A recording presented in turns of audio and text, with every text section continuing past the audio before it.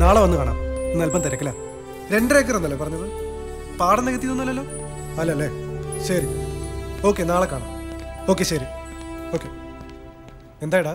നീ ഒന്ന് അങ്ങോട്ട് വന്നേ പറ്റൂ. നിന്റെ തന്തയുടെ കാര്യം വലിയ കുഴപ്പമാണ്. അച്ഛനെ എങ്ങനെയെങ്കിലും അവിടെ നിന്ന് മാറ്റ്. അങ്ങനെയാണെങ്കിൽ ഞാൻ വരാം. എടാ, അതിന് പറ്റണ്ടേ? നമ്മളൊന്ന് ഇന്റർവ്യൂ ചെയ്താൽ ശരിയാവില്ലെന്നാ പറയുന്നത്. ചോദ്യങ്ങളൊക്കെ അങ്കിള് തന്നെയാ ചോദിക്കുന്നത്, അതും ഇംഗ്ലീഷിൽ. എന്റെ ദൈവമേ, കൊളമാക്കുമല്ലോ. കൊളമായി. ഒരു വൃത്തികെട്ട വിഗ് കൊടുത്ത് തലയെ വെച്ചിട്ടുണ്ട്. എങ്കിൽ ഞാൻ അങ്ങോട്ട് തീരെ ഇല്ല. നീ തന്നെ അങ്ങ് മാനേജ് ചെയ്യ്, അല്ലെങ്കിൽ പിരിച്ചുവിട്. എടാ, പാർവതിയും പറഞ്ഞു. Hello. One certificate university mark list and getting a rank come for here. And how many year bond working here? പേടൻ? പാടാണ്. പാടായിരിക്കും. കുഞ്ഞെ, വെറുതെ കാണാതെ പഠിച്ച് പരീക്ഷ എഴുതിട്ട് ഒരു കാര്യമില്ല. എങ്ങനെയുണ്ട് അങ്കിളെ? ചോദ്യങ്ങൾ ഞങ്ങൾ ചോദിക്കാം. ആദ്യം ഈ ഫയൽ എന്റെ ചോദ്യത്തിന് ഉത്തരം പറയട്ടെ. ഫയൽ എവിടെ? ഫയൽ ഫയൽ ഫയൽ താടേ. സർ, ഇയാൾക്ക് ഭ്രാന്താണ്. എന്തൊക്കെ സ്റ്റുപ്പിഡ് ക്വസ്റ്റ്യൻസ് ആണ് ഇയാൾ ചോദിക്കുന്നത്? എന്റെ സർട്ടിഫിക്കറ്റ് ഇതാ. എനിക്കിവിടെ ജോലി തന്നാലും വേണ്ട. അങ്കിൾ, അടുത്തതൊരു ജാനകിയാ. അച്ഛന്റെ റെക്കമെൻഡേഷനാ. ആ കുട്ടിയോട് ഞങ്ങൾ സംസാരിച്ചോളാം. ആയിക്കോ. ആമ്പിൾ എന്നുള്ള സ്റ്റാൻഡേർഡ് സാധനങ്ങൾ വരുമ്പോ ഇങ്ങോട്ട് ഏൽപ്പിച്ചാൽ മതി.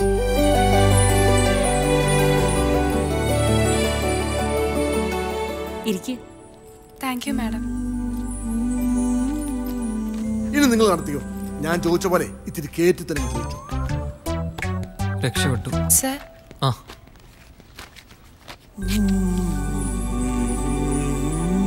ഡിഗ്രിക്ക് 85% ഉണ്ടായിരുന്നല്ലേ? നൈസ്. Thank you madam. ശരി, ഞാൻ വിളിക്കാം. സാജ, ഇന്റർവ്യൂവിന് വന്നൊരു പെണ്ണ് തലയുറ്റി വീണു. നീ ഒന്ന് വന്നേ. ഒന്ന് വിളിച്ചു നോക്കി. ജാനകി, ജാനകി, ജാനകി. എന്ത് പറ്റിയടേ? തല ചുറ്റി വീണതാ. ഗർഭിണിയായിരിക്കും. കുട്ടി സിംഗിളാ? സിംഗിൾ ആണോ ഡബിൾ ആണോ എന്നൊക്കെ സ്കാൻ ചെയ്തല്ലേ പറയാൻ പറ്റൂ. ശരി ശരി, പോയേക്കാം. ഒന്ന് നോക്കിക്കോണേ.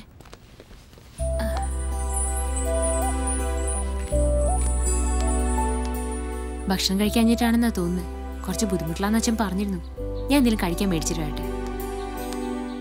എന്തെങ്കിലും നല്ലൊരു ജോലി ഇതിന് കൊടുക്കാൻ പാറുവിനോട് പറ. മാന്യമായ ശമ്പളവും. ഒരവസരം വന്നപ്പോ എൻ്റെ ബാലകൃഷ്ണന്റെ കുഞ്ഞിനെ കൈവിട്ടില്ലല്ലോ എന്നതിൽ നന്ദിയുണ്ട്. ഒത്തിരി മനസമാധാനം തോന്നുക.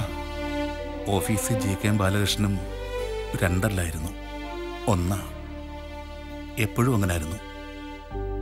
പക്ഷെ എന്നെ കളഞ്ഞിട്ട് അവനങ്ങ് പോയി. ബാലകൃഷ്ണന്റെ മോള് എനിക്ക് മോള് തന്നെ. ജാനകിയുടെ അച്ഛനെ പലപ്പോഴും സാമ്പത്തികമായി സഹായിക്കാൻ JK നോക്കിയതാ. ഒന്നിനും വഴങ്ങിയില്ല. ഇനിയെങ്കിലും ഈ ദുരഭിമാനം കളയണം. നമ്മൾ അതുകൊണ്ട് ഒന്നും നേടില്ല. പാരമ്പര്യമായിട്ട് കിട്ടിയ ഒരു നല്ല ചീത്ത സ്വഭാവ. സരസ്വതിയെ എന്താ നോക്കി നിൽക്കണേ? ചായ എടുക്കാൻ.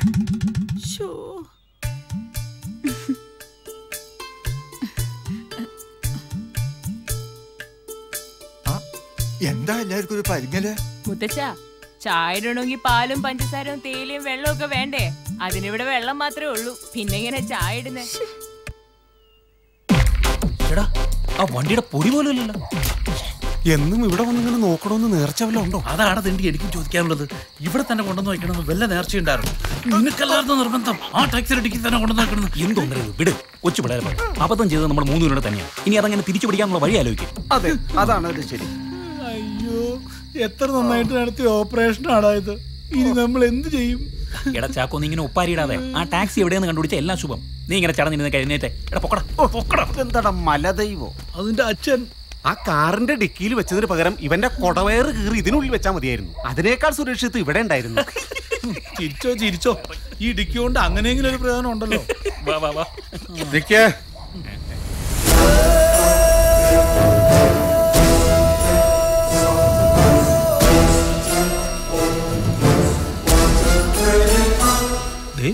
എന്നേക്കാ വലിയൊരു ഡിക്കി. ഞാൻ കുട്ടൻപിള്ള സാറ്. കുട്ടൻപിള്ള എന്ന് പറഞ്ഞാൽ ആർക്കും അറിയില്ല. കുഞ്ഞുകുട്ടി മുതൽ പടുകിഴവൻ വരെ കുട്ടൻപിള്ള സാറിനെ വിളിക്കൂ. കുട്ടൻപിള്ള സാർ എന്താ ഇരുട്ടത്ത്? ഒന്ന് ഒളിച്ചിരിക്കാമെന്നതാ. അതുകൊണ്ടല്ലേ നിങ്ങളെയൊക്കെ കാണാനും പരിചയപ്പെടാനും കഴിഞ്ഞത്.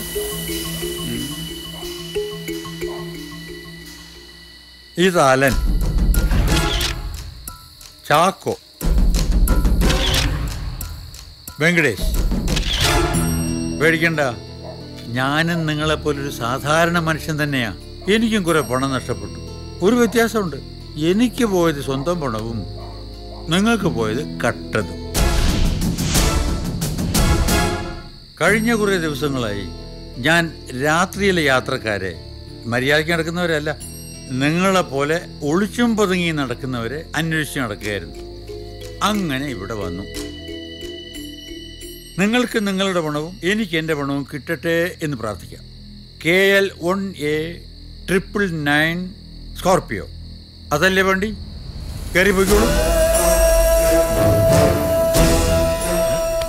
അങ്ങനെ മാഞ്ഞുപോയി. ഇത് കുട്ടമ്പിള്ള സാറൊന്നുമല്ല, ഇത് സേതുരാമയ്യർ, CBI. ആ, നിങ്ങളൊന്ന് കണ്ടില്ലേ? ആ സൈറ്റ് തന്നെയാ. ആ, അത് തന്നെ. ഞാൻ സാധനം കൊടുക്കാം. ഡാ, ആ ഹോട്ടൽ പ്രൊജക്ടിന്റെ സ്ഥലം കണ്ടില്ലേ? അവരാ. ഓ ആ, സാജന, തീർച്ചയായിട്ടും സ്കെച്ചും പ്ലാനും കൊടുത്തേക്കണം. ഓ ശരി. ഞാൻ നമ്മുടെ ടോട്ടൽ 3 months വർക്കും പ്രോഗ്രസ്സും നോക്കുമായിരുന്നു. And it's really a miracle achievement. സാജന് കിട്ടിയ പണത്തിൽ നിന്നും നമ്മൾ എടുത്തത് എത്രയാ? 50. എത്രയാ? 50. ആ, വേണമെങ്കിൽ ആ 50 അടുത്ത മാസം തിരിച്ചു വയ്ക്കാം. ഞാൻ ആലോചിക്കുന്നത് തിരിച്ചാ, ബാക്കിയും കൂടെ ഇവിടെ എടുത്ത് ഇൻവെസ്റ്റ് ചെയ്താലോ? ഓക്കെ, അത് വേണ്ട, അത് വേണ്ട, ഞാൻ എല്ലാം കേട്ടതാ. പാറു പറഞ്ഞാ ശരി. ഡാ, നമ്മളിപ്പോ 100 കിലോമീറ്റർ സ്പീഡിലാണ് പോയിക്കൊണ്ടിരിക്കുന്നത്. നീ ചുമ്മാ ഇടയ്ക്ക് ഒരു ബ്രേക്ക് കൂട്ടാൻ നോക്കോ? സ്പീഡ് ഒന്ന് കുറച്ച് സൂക്ഷിച്ച് ഓടിച്ചു നോക്ക്. ഇടയ്ക്ക് ബ്രേക്ക് ചവിട്ടേണ്ടി വരത്തേ ഇല്ല. തുടങ്ങി രണ്ടും കൂടി. സാജൻ പറഞ്ഞതാ ഒരു അർത്ഥത്തിൽ ശരി. റിസ്ക് മുഴുവൻ എടുത്തിരിക്കുന്നത് അവരാണല്ലോ. May I come in? Yes, come in. Sir, ഒരു 6 ഏക്കർ പാഡി ഫീൽഡിന്റെ പാർട്ടി വന്നിരുന്നല്ലോ, അതെന്തായി? അവർ വിളിച്ചിരുന്നോ? സർ, അവരെന്നെ വിളിച്ചോണ്ടിരിക്കുക. ഞാനൊരു ലേശം വെയിറ്റിട്ട് നിൽക്കാണ് സർ. ആ ടീം അത്ര ജെനുവിൻ അല്ല. എൻ്റെ വീടിൻ്റെ ഏകദേശം അടുത്താണ് ഈ സ്ഥലം. ഞാൻ അന്വേഷിച്ചു, പിന്നെ അതിലൊരു മൈനറും. എനിക്കെന്തോ ആ ഡീല് വേണ്ടെന്നാണ് തോന്നുന്നത്. ജാനകിയുടെ ജഡ്ജ്മെന്റ് അങ്ങനെ തെറ്റാറില്ല.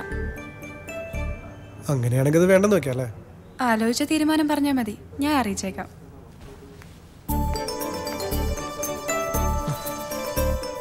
എത്ര പെട്ടെന്നായി പെണ്ണ് റിയൽ എസ്റ്റേറ്റ് പണി പഠിച്ചത്. ജീവിതത്തിൽ വിശപ്പ് പതിവായാലേ ആരും എന്തും പഠിക്കും. അത് ജാനകിയുടെ ഒച്ചയല്ലേ?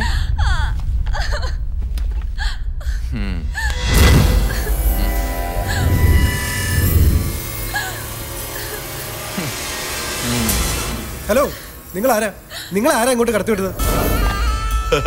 ഇവിടത്തെ മുതലാളി സാറാണെങ്കിൽ സാറിനോട് പറയാം ഞാൻ ആരാണെന്ന്.